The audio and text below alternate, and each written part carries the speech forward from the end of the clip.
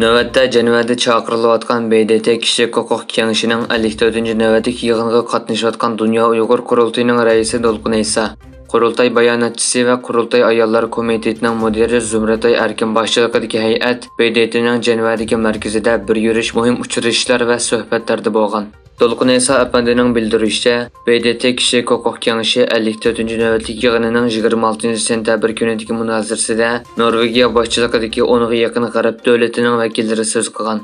Ular Xitayning Şərq Türkistanda yürgüzüyotqan insoniyatga qarshi jinoiy qilmishlarini qattiq ayıplash bilan birga, Xitoy hukumatining Uyg'urlarga qaratgan irqiy qirg'inchiligi va insoniyatga qarshi jinoyatlarni darhol to'xtatish haqida ogohlantirgan.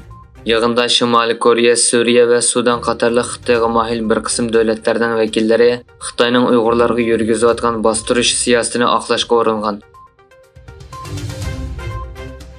Amerikadagi Dialog fondi tutqundagi Uyg'ur folklorshunos Şinjan Universitetining professori doktor Rahila Davudning umrlik qamoq jazosiga hukm qilinganligini dalillab zo'r inkas qo'zg'adi. Rahila Davudga o'xshash Uyg'ur folklori va mozar tadqiqoti sohasida xalqarалық shon-sharafga ega bo'lgan bir bilim odamining bundaq og'ir jazoga uchrashi uning masalasini bildigan, ko'ngil bo'lib barliq kishilarni qattiq qayg'uga solgan, ham qattiq g'azablantirgan. Albatta bu uning Amerikada yashaydigan qizi Aqida Po'lat uchun to'limi og'ir azob hisoblanadi. Bu vaqtda Xitoy hukumati o'zining qanchalik rahimsizligini dunyoga oshkorlab berdi deb ta'kidladi. U mundaq dedi: "Men xabarni anglab ko'nglim bek yerim bo'ldi, ham bek ochiqlandim. Apam faqat xizmati va tadqiqoti bilan shug'ullangan bir oddiy ayol edi. Apam faqat Uyg'urlarning madaniyatini saqlab qolish uchun xizmat qilgan. Xitoy hukumatining apamni umrlik qamoq jazosiga hukm qilishi Xitoyning qanchalik rahimsizligini dunyoga ko'rsatib berdi. Bu ham Xitoyning Uyg'urlarni yo'qotishga urinayotganligining isboti." Türk dünyasındaki aktif faaliyetleri bilen tanınılan Azerbaycanlıq parlament a'zosi ve akademik Ganire Paşayeva kesel sebeplik vafat bolgan bolup, paytaxt Bakuda meyit namazı düşürülüp yerlik qo'yilgan. Azerbaycan parlament a'zosi Ganire Paşayeva xanım köp qatim dünyadaki bütün Türkiye xalqlarini ittifaqlashib, Türk dünyasındaki Qrim, Uyg'urlar diyarı, Qarabağ ve Irak, Suriyadagi Türkmenlerden meselelerine ega chiqishga chaqirgan edi.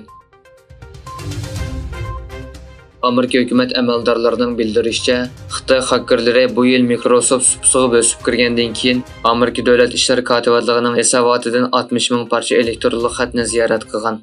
Microsoft 7-ci ayda Xitay dövlətiga bağlanğan xakerlərdən maydan başlap Amerika Soda və Dövlət İşləri Məhkəməsi qatarlıq 25 təşkilat və hökumət orqanlarının elektronluq xət sandıqına sınıb kirgənligini aytqan idi. Xitoy bilan Amerika o'rtasidagi 51 yillik mushkilik diplomatiyasi Beijingning to'xtamni uzartmaslik qarori sababidan oxirlashdi. Mushkilik diplomatiyasi 1972-yili ikki davlat o'rtasidagi munosabatni yaxshilash uchun Xitoydan Amerikaga avatilgan mushkilik bilan boshlangan. Pokistonning Baluchiston o'lkasining Mastun rayonidagi Madina masjidiga yaqin joyda o'zini qo'shib portlatish yuz bergan.